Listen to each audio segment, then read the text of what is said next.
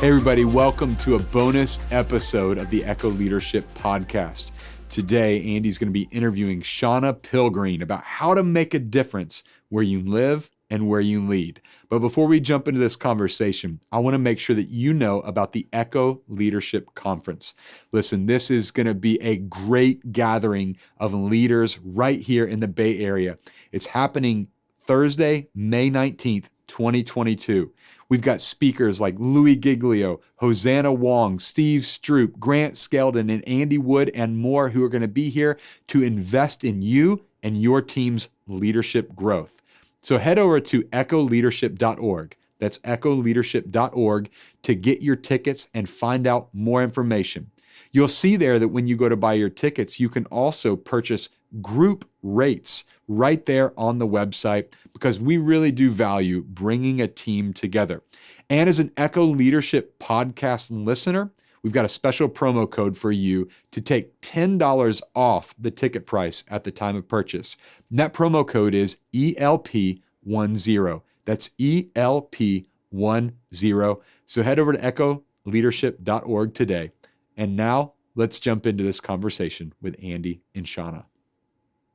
Hey, everybody. Welcome back to another bonus episode of the Echo Leadership Podcast. I'm here with my friend, Shauna Pilgreen.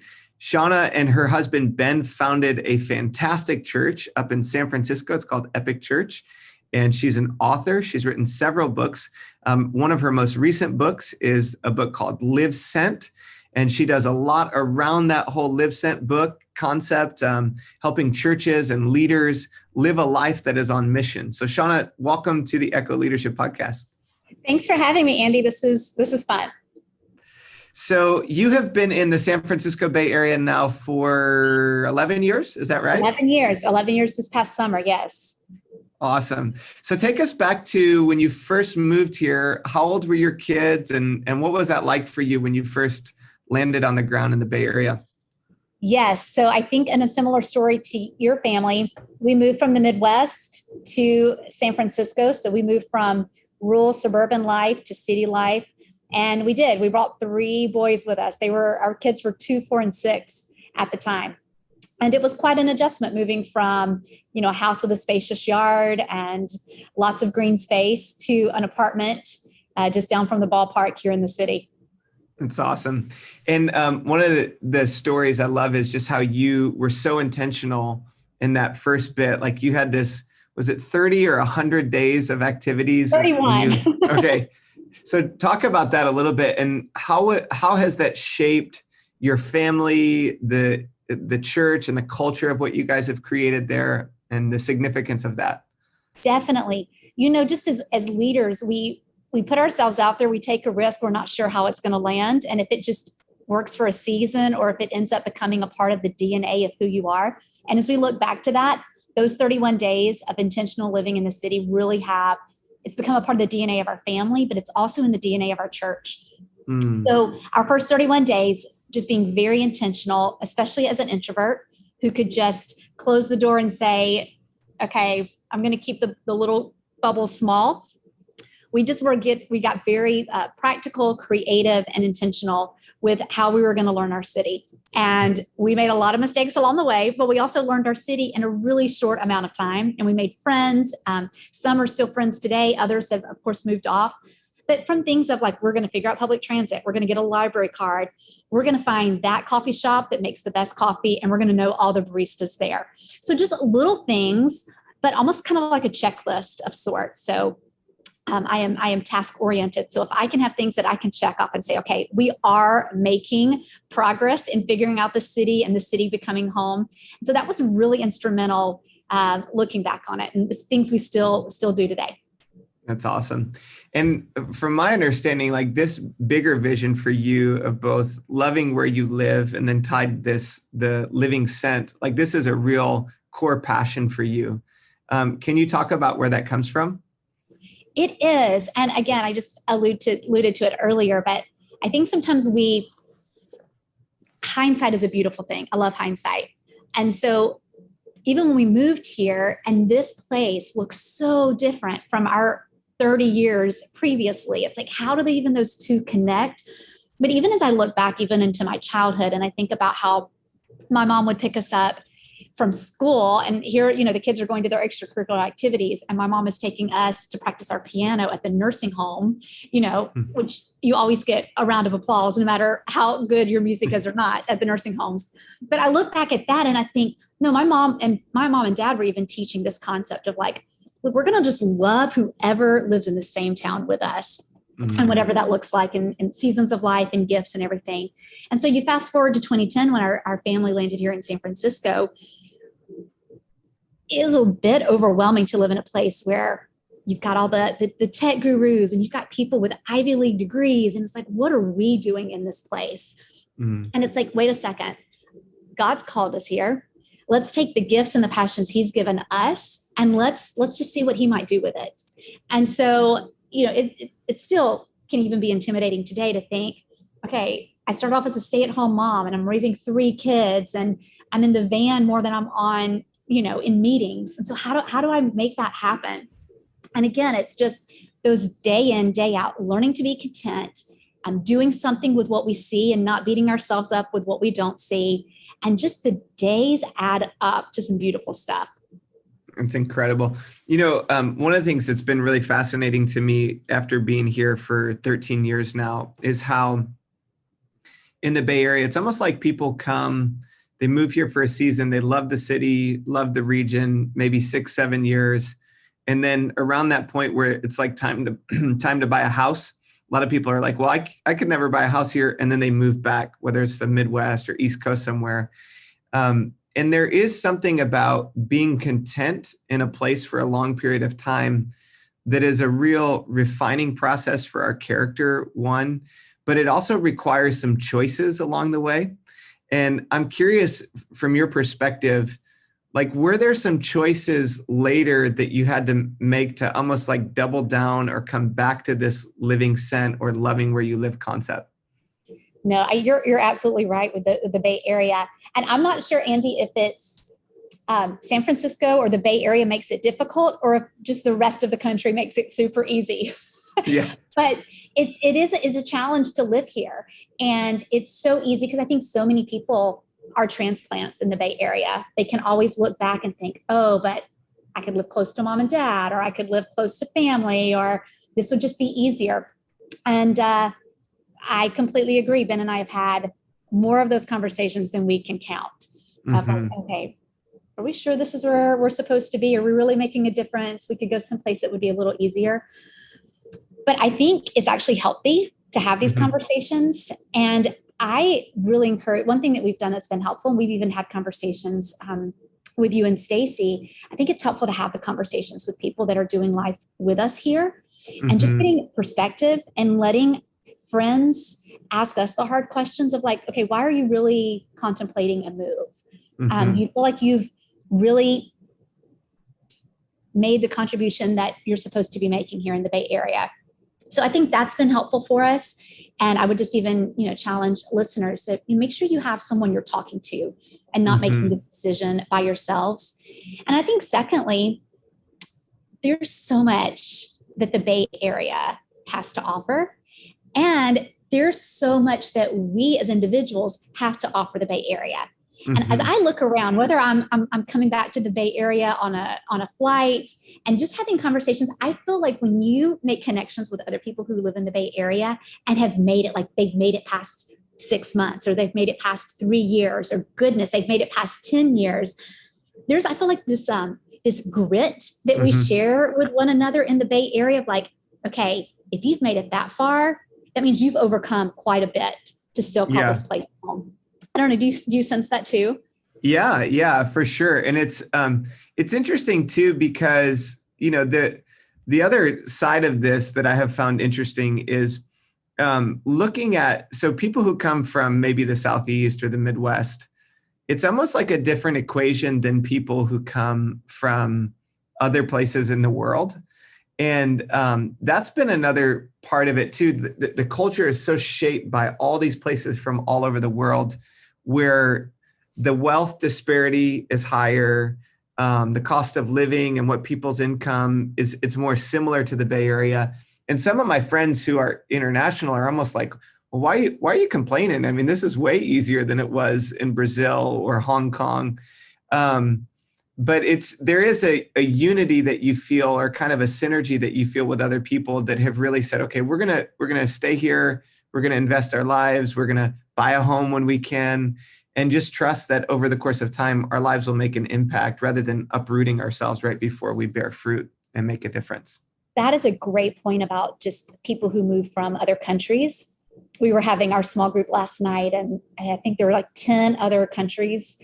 And they were even just talking about how moving to San Francisco, they've actually downsized. They've moved to a smaller place in San Francisco because of where they've come from. It's just so much bigger than the city.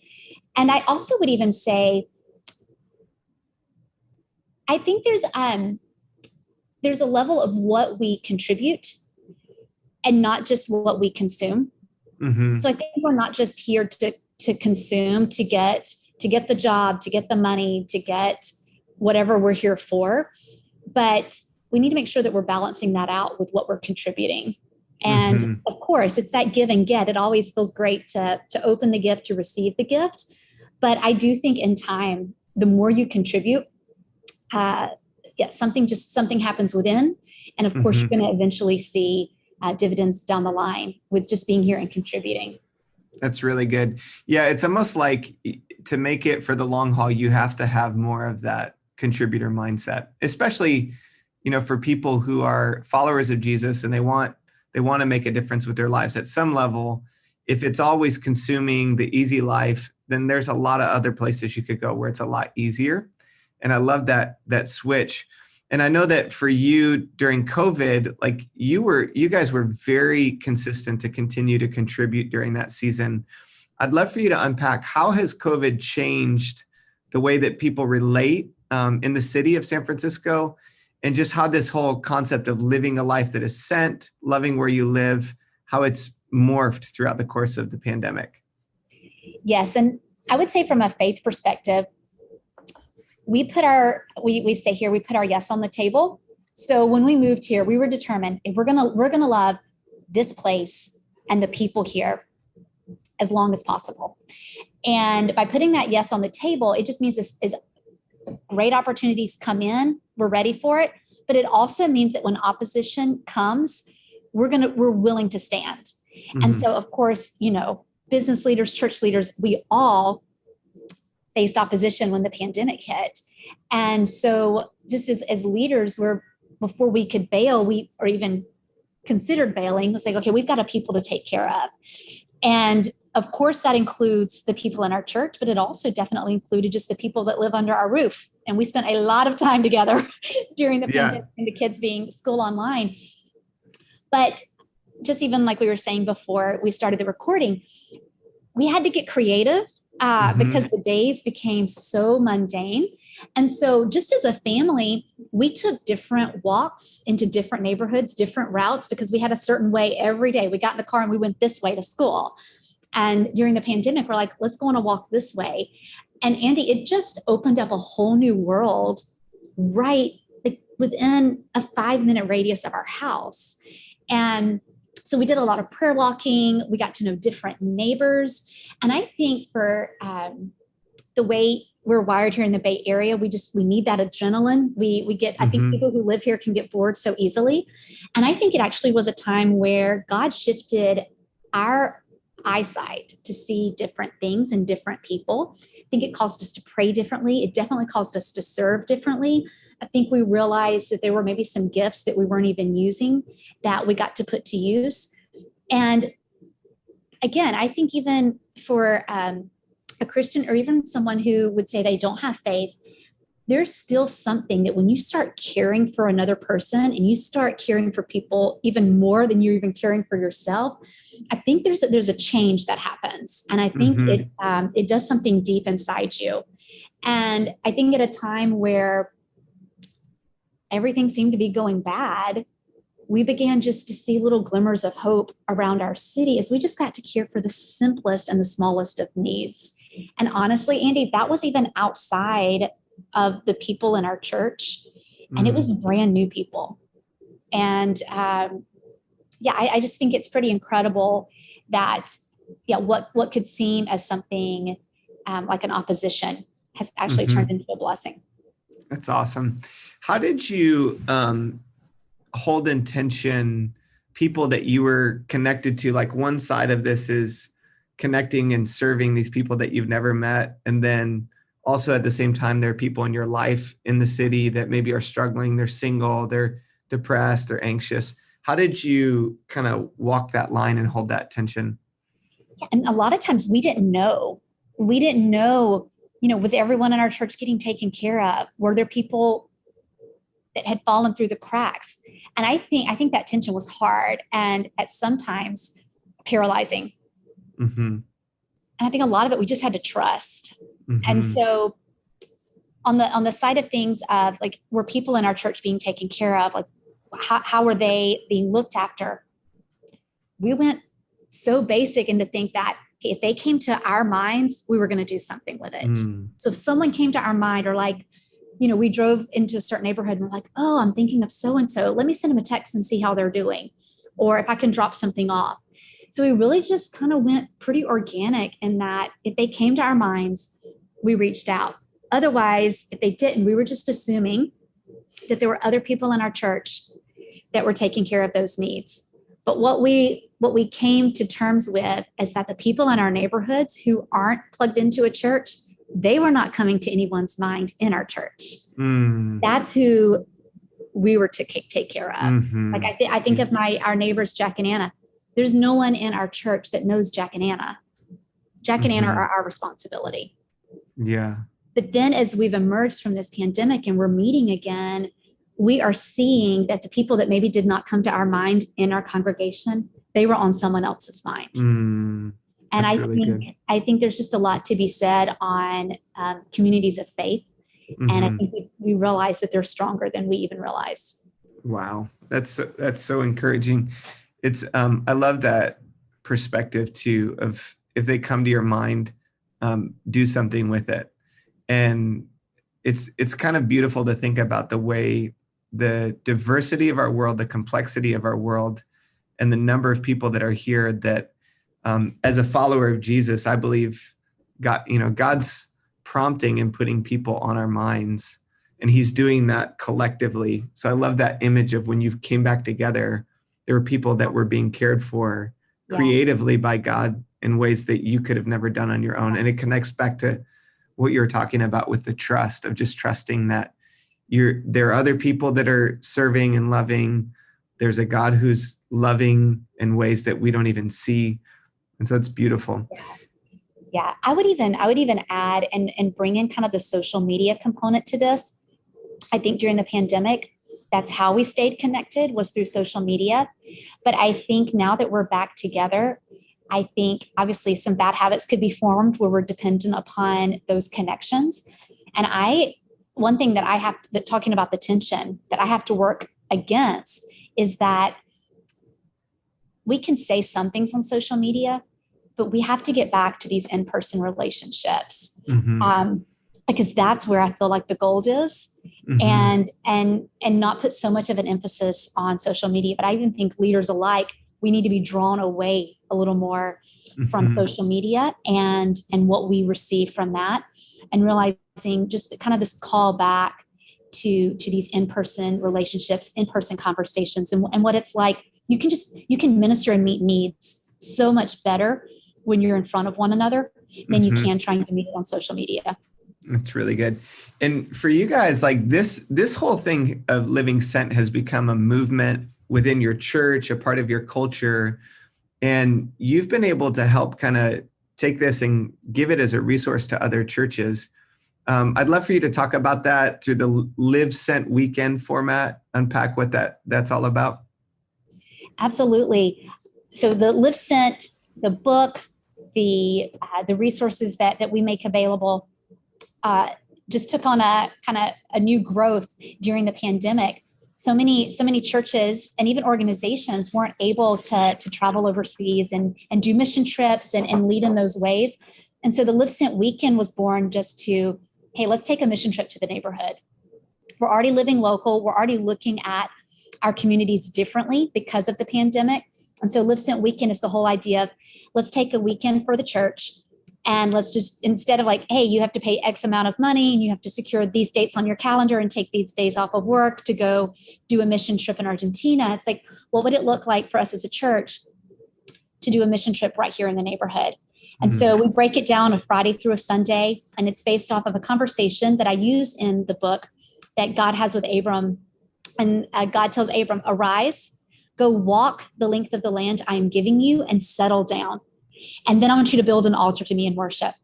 And so based on that conversation that God has with Abram, we use those 4 words in the course of a weekend.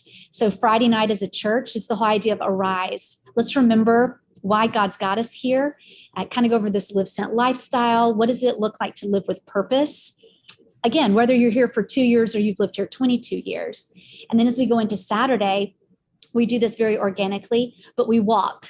We walk our neighborhoods. We walk around certain places that maybe it's hard parts of town or places that we want to see good take place. And then Saturday evening, we do a ceremony of sorts where we eat local. So, no chain restaurants. We go right into those local businesses and support them, leaving the biggest tip we can. And that night we make commitments. So a lot of churches will do this as small groups will go out to dinners together, or you just grab a group of friends and have dinner at a local restaurant. And you just make a commitment together that, hey, call me out if I start complaining too much about living here, or be the one that I can go to if we're questioning if we're supposed to move. And so it's a really, really neat time. And that's the word settle. And then on Sunday, we build the altar. We come back together as a church. And we just thank God for what he's building in our city, in our community, and really to take this lifestyle and live it the rest of the year. That's great. What's the origination? I know that you had talked about there's some stories historically that kind of have influenced some of your vision with the practice and the big idea behind the Live Sent Weekend.